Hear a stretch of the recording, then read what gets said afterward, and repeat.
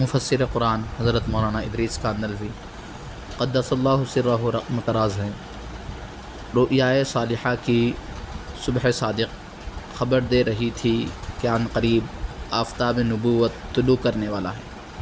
اور جس طرح صبح کی روشنی آنن فانن بڑھتی رہتی ہے،